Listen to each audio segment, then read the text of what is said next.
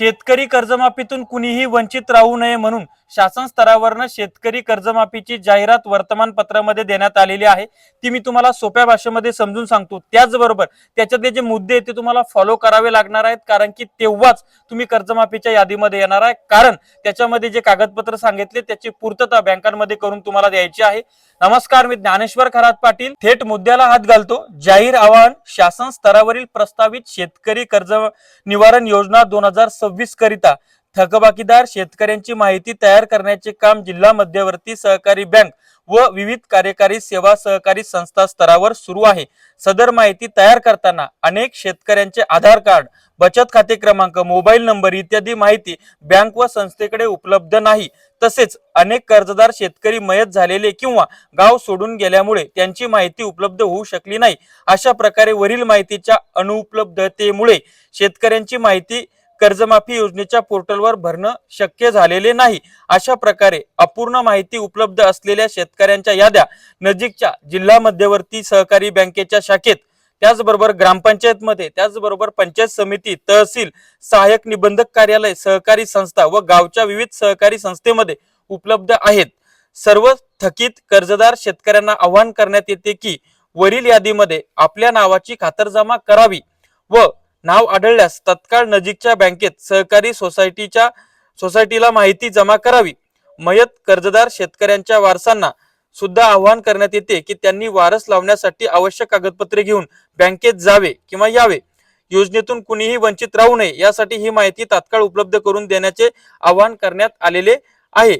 अशा पद्धतीचं महाराष्ट्र शासन विभागीय सहनिबंधक सहकारी संस्था नागपूर यांच्या वतीनं जाहिरात प्रसिद्ध करण्यात आलेली आहे। आता ही जरी एका विभागाची जाहिरात असली तरी सहकार विभागाची आहे। सर्वच विभाग अशा पद्धतीची जाहिरात काढणार आहेत। आता ही तुम्हाला समजून सांगतो की याच्यामध्ये जिल्हा बँकेसंदर्भात हे आहे। जिल्हा बँका अद्ययावत नाहीयेत, त्याच्यामुळे त्यांच्याकडे डेटा नाहीये। त्यामुळे तुमचं बचत खातं, तुमचं कर्ज खातं, तुमच्यावर कधी कर्ज आहे त्या संदर्भातली माहिती तुम्हाला बँकेमध्ये द्यायची। त्यांनी ग्रामपंचायत असेल किंवा इतर जे काय तहसील कार्यालयापासून निबंधक कार्यालयापर्यंत जिल्हा बँकेमध्ये, सोसायट्यामध्ये त्या याद्या लावलेल्या आहेत। याद्या नसतील तर थेट बँकेमध्ये जा।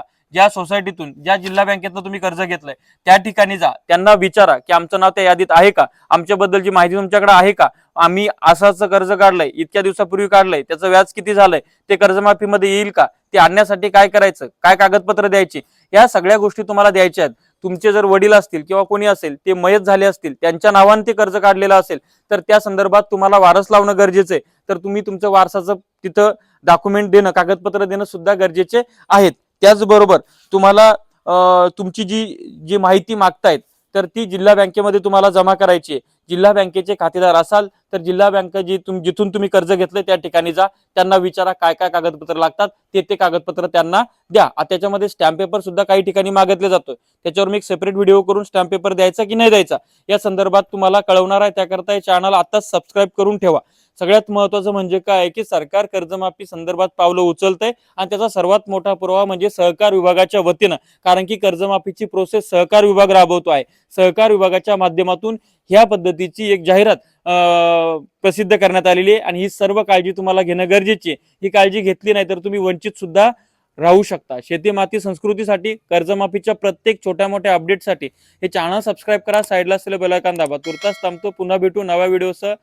धन्यवाद।